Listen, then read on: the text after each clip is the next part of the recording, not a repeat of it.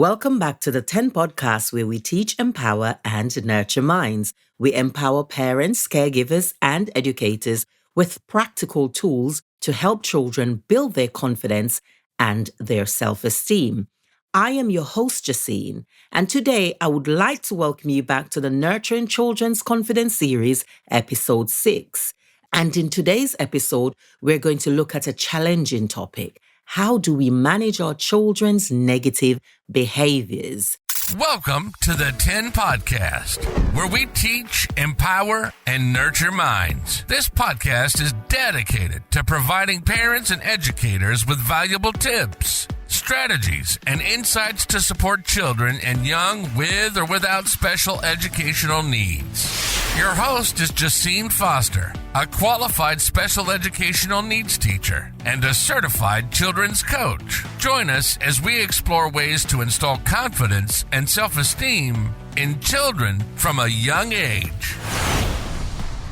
Before we dive in, let us define what is considered to be negative behaviors. So negative behavior could be anything such as lying, throwing tantrums, being defiant, or displaying aggression. Essentially, negative behaviors are any actions that a child display that seem disruptive or harmful, either to the child or those around them.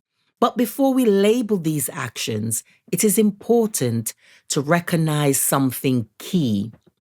All behaviors, whether positive or negative, is a form of communication. It's how children express their feelings, needs, and frustration.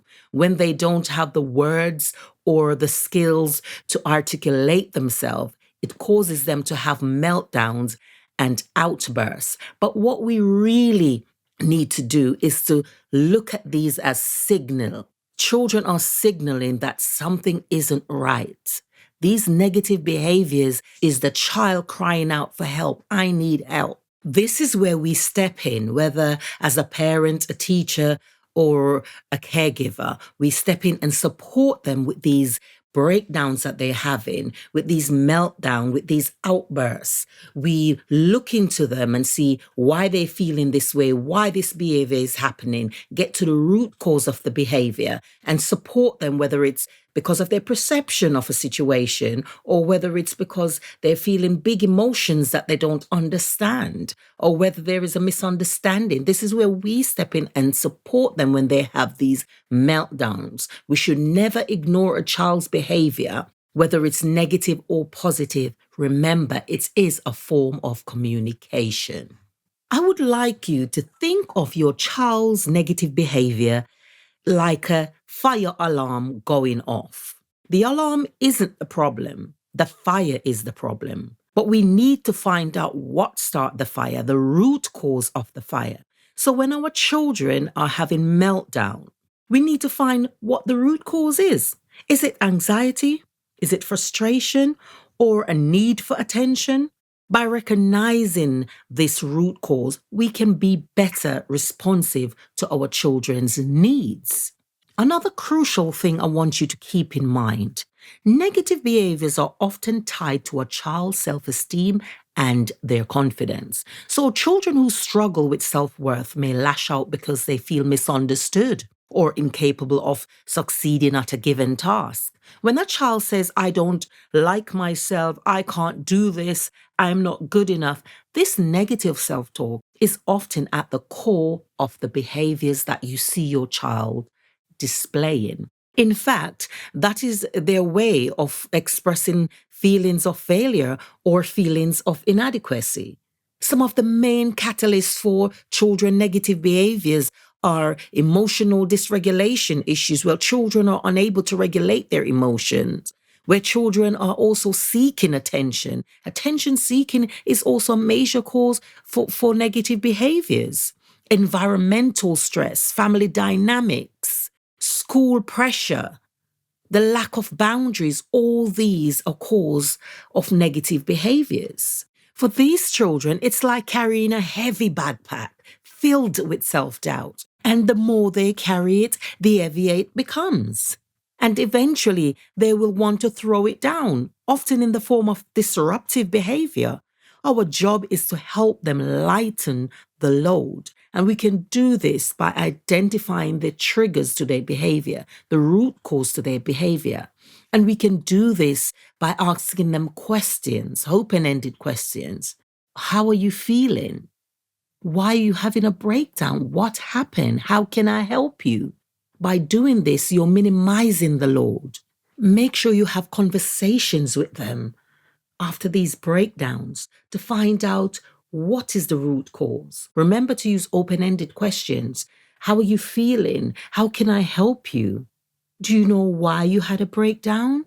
Do you know why you're having these feelings? Get to the root cause so that you can support them to minimize these negative behaviors keep reoccurring. If you've just joined us, you're listening to the 10 podcast where we teach, empower, and nurture minds. And in today's episode, we're looking at practical strategies that we can use to manage our children's negative behaviors. So now that we have established that negative behaviors is a form of communication, we need to look at how we can manage it. Well, here are a few practical strategies that you can implement straight away to help manage your child's negative behaviors. Our first strategy is one that we have already discussed. Identify the triggers. Pay attention to when and why negative behaviors occur. Is it during stressful moments? After certain interactions? Start by observing what happens right before your child have their meltdown. This can provide clues to the root cause. Secondly, teach emotional expression. Often children act out because they don't know how to express their feelings in a healthy way. Encourage your child to talk about their feelings.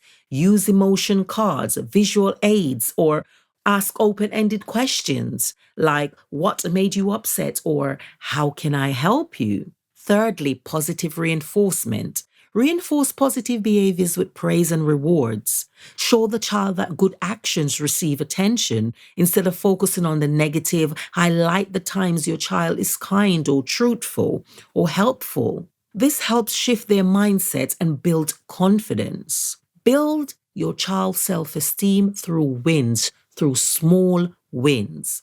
Help your child build their confidence by giving them tasks they can succeed in. Start with small challenges, like helping with simple chores or schoolwork. Celebrate their efforts and progress, even if it's not perfect. This will reinforce a sense of competence. Consistent routine and clear boundaries is another one. Children thrive on routines, knowing what is expected of them. And knowing what comes next, minimize their anxiety. Set clear rules and follow through with consequences when negative behaviors arise. But do this with empathy. And remember, explain the rules and why. And our sixth strategy, model integrity and honesty. Children learn from the behaviors of adults around them. If you make a mistake, admit it. Model honesty and kindness in your interactions so your child see these traits as valuable. Children follow what we're doing, so we need to model these behaviors for our children to see so that they can extract these behaviors, they can mirror these behaviors. There's also technologies and tools to support children, such as visual aids like apps. There's feeling apps that you can use. Physical tools like emotion cards can help your child label feelings, make it easier for them to express emotion without acting out. Timers and reminders for children. A timer or daily routine app can help them to stay on task. Positive behavior apps are out there as well. There are also apps that reward positive behaviors with points or badges, encourage children to focus on the good as well. So don't forget, parents, there's technologies and tools out there to help you to support your child. I hope these strategies are helpful for you. Remember, all behavior is a form of communication. When your child is acting out, they're often trying to tell you something about their inner world. By staying calm, understanding the root cause, and using consistent strategies, we can help guide our children towards better, healthy ways of expressing themselves. If you found this episode helpful, be sure to check out our previous episodes on building self-esteem and helping children to slay those negative dragons. Thank you for tuning in to the 10 podcast where we teach, empower, and nurture minds. To make the most of today's episode, download additional resources or contact Jacine at www.tenyourmind.com. That's TENyourmind.com. You can also visit www.coachjacine.com for more information.